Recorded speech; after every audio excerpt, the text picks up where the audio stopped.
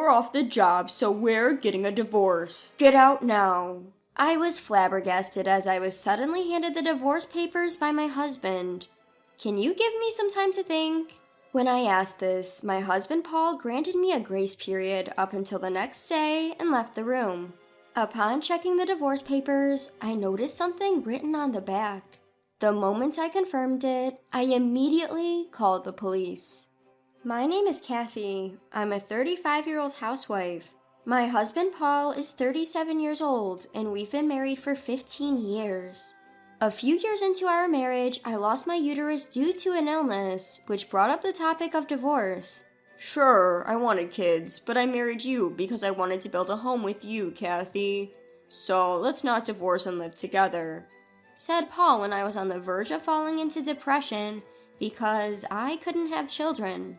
Paul, being the youngest of 3 boys, had a father who was the CEO of a significant enterprise. After his father passed away, the eldest son took over the business.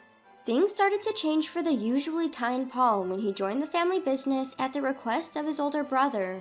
He used to come home on time, but around a year after he joined the company, he began coming home around midnight, saying he was working overtime, and he was often out of the house even on his days off, claiming he was working on weekends. Moreover, he began to avoid conversations with me. His expression lost its former cheerfulness, and he started showing a stern face towards me. No matter how many times I asked about it, I was brushed off with, "It's nothing. It's not something I need to discuss with you, Kathy." I started to feel suspicious about Paul's behavior and tried to have a discussion several times, but he found a way to refuse every time. I was sure something had happened either in the family business or at his parents' house. Did my mother-in-law say something to him? I started to think. There was a significant rift between me and my mother-in-law. She had harsh words for me because I couldn't bear children. "You're a barren woman. Why did you marry Paul? Get a divorce already. You're a nuisance." I was told these words every time we met, which eventually reached Paul's ears, and he was furious. "If you say such things again, I will sever ties with this family." Paul declared in a rage, and the matter was settled on the premise that I didn't have to deal with his parents' house. From then on, I distanced myself from the family, but I couldn't completely cut ties due to family gatherings and such. On such occasions, I had minimal greetings and conversations with my mother-in-law, trying not to show the overt estrangement to others. However, my mother-in-law was bad-mouthing me behind my back to the relatives, and a few of them who jumped on the bandwagon started to avoid me or chastise me as well. "Kathy, I heard you're taking advantage of Paul's kindness and telling him not to have any contact with his mother, even though you don't have any children. How dare you do such a thing as a wife?" I feel sorry that I can't have children, but as for my relationship with my mother-in-law, it was Paul who told me I didn't have to interact with her. I think digging up a problem that was resolved between the parties involved, without understanding anything about it, could lead to unnecessary misunderstandings and further strain relationships. The relative who seemed to be siding with my mother-in-law, who did not seem to expect a rebuttal, was taken aback by my words and attitude and quickly became angry. "You! How dare you act arrogant despite the fact that I'm kindly offering advice on family relations?" "Excuse me, did my mother-in-law say that I'm useless because I don't have children?" "Well, yes. There's nothing wrong with that, is there? I wonder why Paul married such an irresponsible woman like you, who can't do her job as a wife and can't even respect relatives and elders." "Why, indeed? Oh, by the way, Paul has decided to cut ties with his family if his mother calls me things like useless for not having a child or stone woman. What will you do when that happens? Will you tell Paul about this? Can you take responsibility?" When I brought up the issue of breaking off relations with Paul's family, the relative, who apparently didn't know about the situation, apologized in a small voice. "I'm sorry. I seem to have meddled unnecessarily out of concern for Paul's mother. I didn't mean to cause trouble, so could we pretend this never happened?" With that, she quickly left the scene. I was torn about whether to tell Paul, but decided to secretly tell only the mother-in-law. Mother-in-law, it seems you still have concerns about me not having children. I heard about it from a relative earlier. Should we have a thorough discussion again, with Paul involved? Upon hearing my words, my mother-in-law turned pale and refused to discuss it. I'm sorry. It seems I conveyed the wrong message. I feel lonely about your and Paul's choice not to have children, but that's not to say I want to criticize it. Since my mother-in-law apologized promptly, probably because she didn't want to break ties with Paul, I decided to keep this matter to myself. For several years, we enjoyed our life together without children. Then one day, my brother asked me to join the company. We're getting older, and I was thinking that we shouldn't change jobs at this stage, but they're really insisting. It doesn't seem to be because the company's in trouble or anything. Paul came to me with a proposition. In fact, I'm currently a housewife, but in my working days, I saw various companies in financial difficulty as a management consultant. So I quickly checked the state of Paul's family's company, but there didn't seem to be any problem with the management. When I told him this, Paul decided to work as an executive at the company that his eldest brother took over after hearing the detailed story from his second brother. The reason for the invitation was simply a shortage of personnel, as an employee in a similar position had retired due to illness. About a year later, there was a change in Paul's behavior. He started coming home late at night, and his attitude towards me became cold. There was an ominous atmosphere, and then Paul said to me, "The housekeeper who was working at my family home has apparently quit because of a sudden illness. Kathy, you seem to have a lot of time on your hands. Could you work at the family home as a housekeeper until we find a new one?" That's what I was asked. The news caught me off guard, but when I asked for more details, it turned out that the main job wasn't so much being a housekeeper, but taking care of the granddaughter living in my in-laws' house. Apparently, the parents of the grandchild were in the middle of a divorce, and while they were going through that, the grandchild was in the care of the in-laws. The housekeeper had been looking after her since the wife of the oldest son, her mother, had already passed away. The granddaughter was a 12-year-old girl named Harper. They wanted me to look after Harper and do the house cleaning and meal preparation while she was at school. Seeing the situation, I decided to take on the job after asking Paul more about Harper. Harper seemed to be a little shy around adults. At first, she was quite reserved with me, and we couldn't have much conversation. But about half a year later, she began to consult with me about things happening at school and her concerns. I was able to hear many other stories from her. To increase the time I could spend with Harper, I suggested to the oldest son that I could take care of her at my own home as well. But... "You're planning to kidnap Harper because you couldn't have a child, aren't you? If you won't do our cleaning and housework, you're not doing your job as a housekeeper. We will stop employing you." He shouted at me, and when my mother-in-law heard this, "You're just now starting to want a child, Kathy, making Paul give up on having children, and now you're trying to take Harper. Harper is a girl, and even if you took her in, she would soon get married and waste Paul's money. We won't allow such a thing." I was rejected. Despite not suggesting to adopt Harper, the mother-in-law and oldest son exaggerated the story and blamed me because we don't have a child. Probably the mother-in-law doesn't want to keep Harper in the family line because she is a girl and can't be the successor. After the son and his wife's divorce, she definitely wants Harper's mother to have full custody.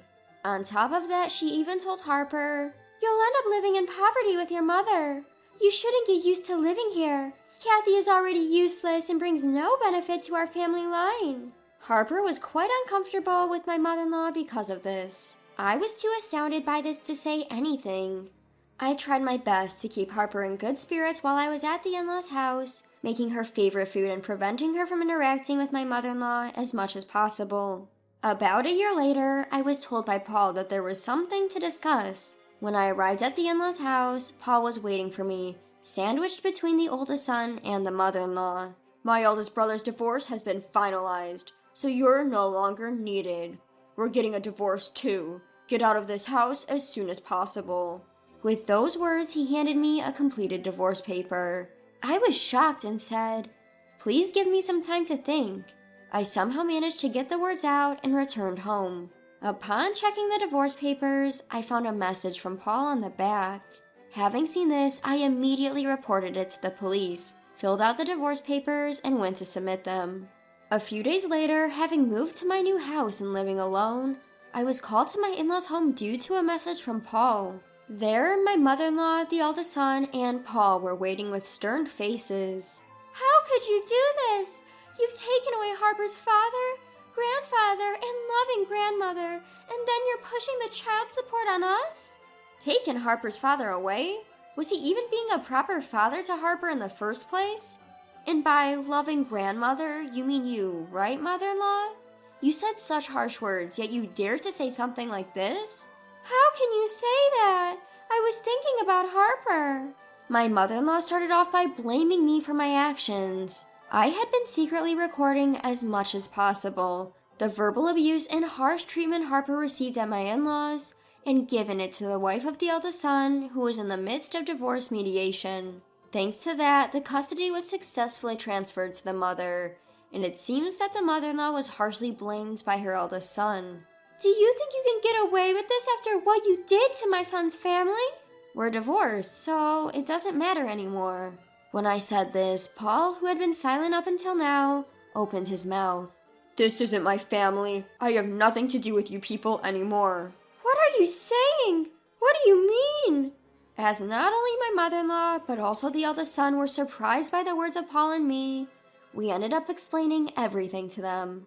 Actually, this whole incident was a strategy to report tax evasion by the second son of my in-laws' family. Although the second son had been loved by his father, he was disliked by the eldest son and was pushed into an insignificant position after his father's death, with his salary significantly reduced. The second son, who had his own company, was looking for an opportunity to quit, but he suspected his elder brother of tax evasion as unclear settlements and expenses increased in the company that the elder brother took over. In the process, it was found that my mother-in-law and the eldest son had been treating Harper terribly, so Paul asked me to take care of Harper. Harper's mother was trying to secure the custody, but she was being forced by my in-laws' family, who were aiming for child support, to take Harper away and create a parenting record, making it difficult to get the custody. The difference in opinions between my mother-in-law and the eldest son about this matter was exploited by the mother-in-law, who often said such words to Harper. I was recording these words as much as possible and documenting the toxic environment at my in-laws' family. I was collecting evidence so that the mother could win custody. It seemed that Paul's strange behavior was due to the illicit acts of my in-laws' family, the situation Harper was in, and his anger at the attitude of the mother-in-law and others. And he wanted to save Harper but couldn't do anything about it. He thought about consulting with me, but hesitated whether he should ask me, who doesn't have a child and had been blamed in the past at my in-laws' family, to take care of the child at my in-laws' family. Paul revealed to me the entire situation after his parents' housekeeper quit. He asked for my cooperation, and I agreed without hesitation, springing into action. On the back of the divorce papers it was written, "Once preparations are completed, please report." Once I explained all this, the eldest son changed color and approached Paul. So, you guys reported it. What about the company? It's going to be ruined, isn't it? Paul calmly responded, "It's okay. Our other brother will take it over. We have a good consultant for the company's rebuilding. You don't have to worry about anything. Just serve your time for your crimes. Thank you for all your efforts in tax evasion and fraud." Paul then called somewhere. "So, as decided at the general meeting, you're dismissed. It would really help if you could sell this house for debt recovery." The second son entered the room with a few men. Alongside the second son were the cops. The eldest son and the mother-in-law, who were involved in tax evasion, were arrested on the spot for risk of absconding. Even as they were taken away, my mother-in-law, who was rude to me until the very end, made me laugh. Even if I can't have children, I've successfully dealt with the company's bankruptcy. I don't have to worry about being despised and disowned by my own child. Thank you very much for being such a good negative example. This seemed to hit her hard, and she left in silence. Paul and I entered the company that the second son bought from his parents, dealing with the illegal activities and unpaid wages accumulated by the mother-in-law and eldest son. We're working hard every day to recover the company. Even so, thanks to the remarkable skills of the brother, who had originally established and run his own company, it seems that we'll be able to rebuild much sooner than expected. Although I'd been away from the field for a long time, I feel fulfilled every day, reminding me of my active days. The sentence for the mother-in-law and the eldest son was heavier than usual, due to the large amount of tax evasion. Of course, the parents-in-law's house was sold, and they were left penniless with nowhere to go. However, they won't know this for a while as they're still in police custody. Through a lawyer, I received several letters addressed to me from my mother-in-law. In them, she wrote things like traitor, destroyer of our home, or I need your help as a family member. Didn't I accept you into our family even though you couldn't have children? Now can't you help me? At first, I found it amusing to read these letters, but gradually I got tired of them and started to refuse to accept them. I'm occasionally in contact with Harper. I got a thank you message from Harper's mother for the support I'd been providing regarding Harper's upbringing. Thanks to Kathy, not only me but also Harper's life was saved. Harper says you were the only one kind to her. Would you mind playing with her again? Her words brought tears to my eyes, and then Harper, who is now on the phone, said, I want to eat Kathy's cooking again. Can you make it for me next time? This made me cry even more. Paul, who was nearby, was initially flustered but burst into laughter when he heard Harper's voice on the phone, quickly arranging for us to meet.